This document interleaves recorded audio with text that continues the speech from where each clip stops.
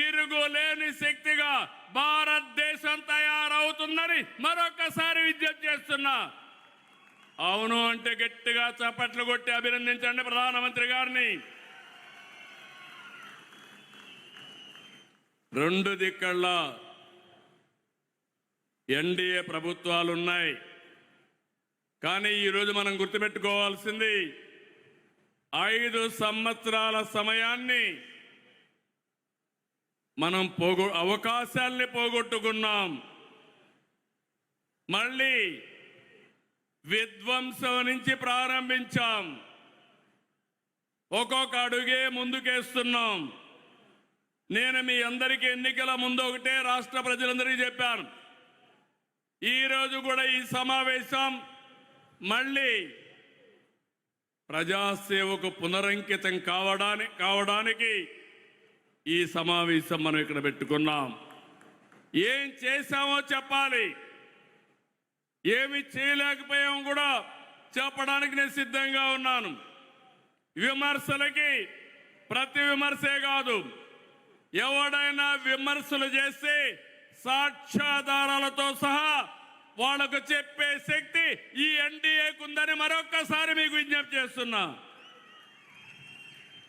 ఆరో సంక్షేమం, అభివృద్ధి, సుపరిపాలన, ఈ 3 విషయాలు సమర్థవంతంగా చేస్తామని చెప్పాం. ఎన్ని కష్టాలున్నా, ఎన్ని ఆర్థిక ఇబ్బందులున్నా మనం చెప్పినది ఎలక్షన్ మేనిఫెస్టోలో గుర్తుపెట్టుకున్నాం. ఎన్టీఆర్ భరోసా దేశంలోనే అతిపెద్ద సంక్షేమ కార్యక్రమం. పేదలందరికీ 4,000, 6,000, 15,000, 10,000 ఇచ్చిన ఏకైక ప్రభుత్వం ప్రపంచంలో ఇక్కడ ఎన్డీఏ ప్రభుత్వం అని మీకు అందరికీ విజ్ఞప్తి చేస్తున్నాను. 63 లక్షలు ఇచ్చాం. ఇది చరిత్రలో ఎప్పుడూ జరగలేదు. అలాంటిది మనం నిలబెట్టుకున్నాం. తల్లికి వందనం చెప్పాం. ఎంతమంది పిల్లలుంటే అంతమందికి ఇస్తాన్నాం. ఇప్పుడే ఒక తల్లి వచ్చింది, 7 మంది పిల్లలుంటే 7 మందికి తల్లికి వందనం ఇచ్చామంటే అది ఎన్డీఏ ప్రభుత్వం. స్త్రీ శక్తి సక్సెస్ చేశాం. ఉచిత ప్రయాణ సౌకర్యాన్ని ఏర్పాటు చేశాం. ఇప్పటికి 71 కోట్ల మంది ప్రయాణాలు చేశారు. దీపం 2 తీసుకొచ్చాం. ఇరాన్లో యుద్ధ కారణంగా గ్యాస్ పెరిగితే పెరిగినా పర్వాలేదు, ఎంతైనా భరిస్తామని నిర్ణయం చేసిన ప్రభుత్వం ఎన్డీఏ ప్రభుత్వం.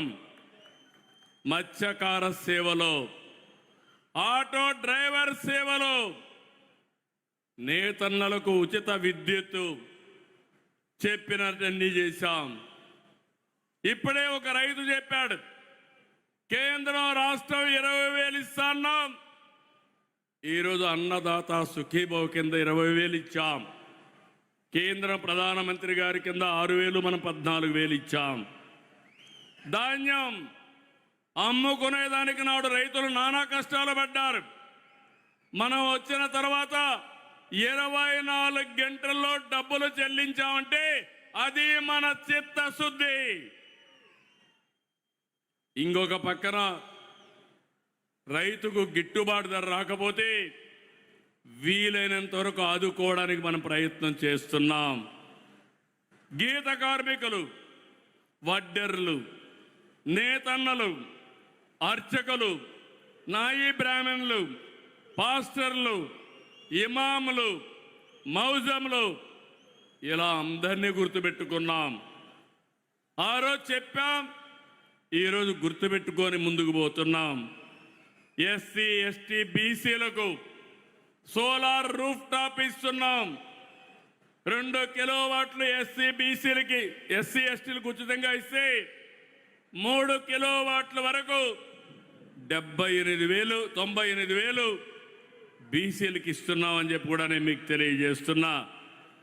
ఇంకో పక్క P4 తీసుకొచ్చాం. తద్వారా ఆర్థిక అసమానతను తగ్గించాలని ఒక నూతన ప్రయోగం చేస్తున్నాం. విద్య, ఆరోగ్యం, పేదవాడికి ఖర్చులు తగ్గించాలి. అందుకే కొత్తగా సంజీవని తీసుకొచ్చాం, డిఎస్సి పెట్టాం, టీచర్ పోస్టులన్నీ కూడా భర్తీ చేశాం.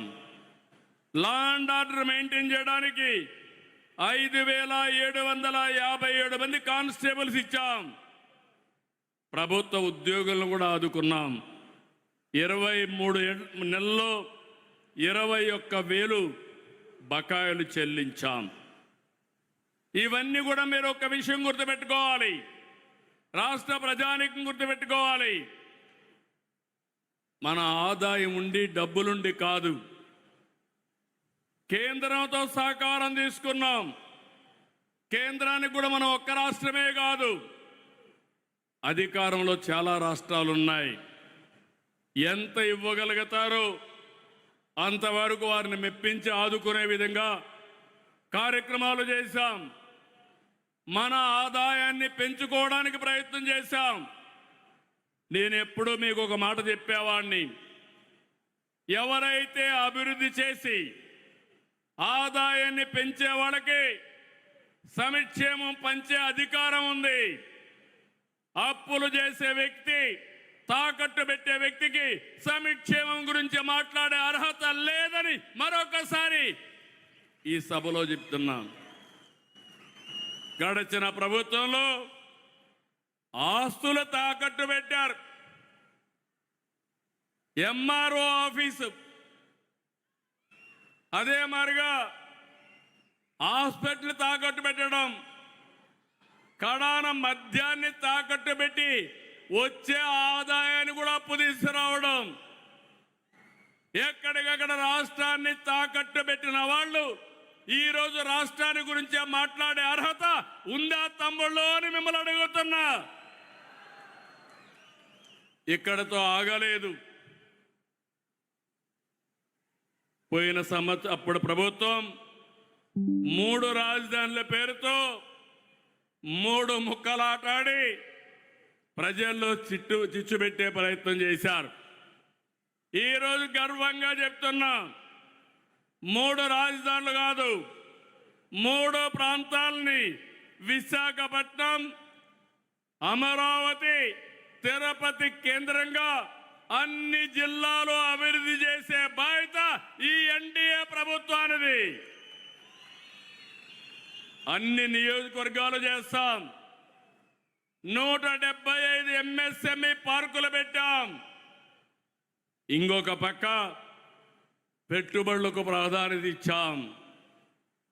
ఒకప్పుడు పెట్టుబడిదారులు పారిపోయారు, రాష్ట్రానికి రామని శపథం చేశారు.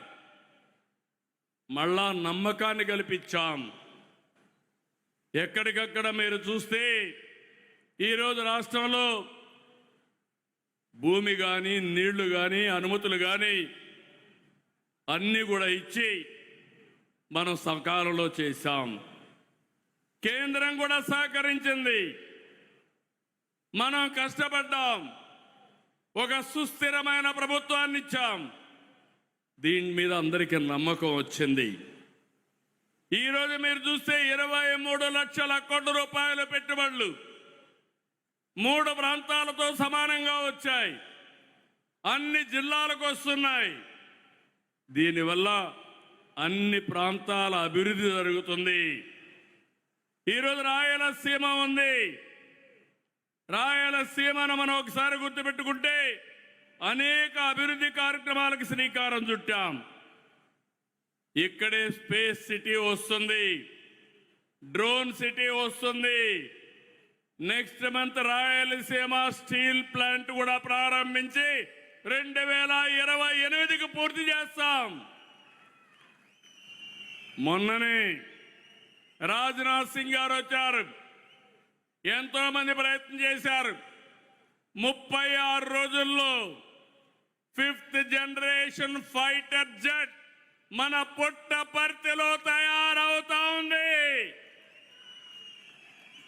విదేశాల్లో ఎవరైనా మన దేశం వైపు కన్నెత్తి చూస్తే గుండెల్లో రైళ్లు పరిగెత్తిచ్చే 5th generation fighter jet Rayalaseema నుంచి వెళుతుంది. అది మన శక్తి. ఎన్ని రోజులు? 36 రోజులు. ఏంటి విధానం? మనం ఇచ్చిన ల్యాండ్ కానీ, నీళ్లు కానీ, గవర్నమెంట్ ఆఫ్ ఇండియాని మెప్పించడం కానీ, ప్రైవేటు వ్యక్తులను కూడా మెప్పించాం. ఇక్కడే నేను చిన్నప్పుడు తిరిగేవాడిని బుల్లెట్లో, తిరుపతిలో.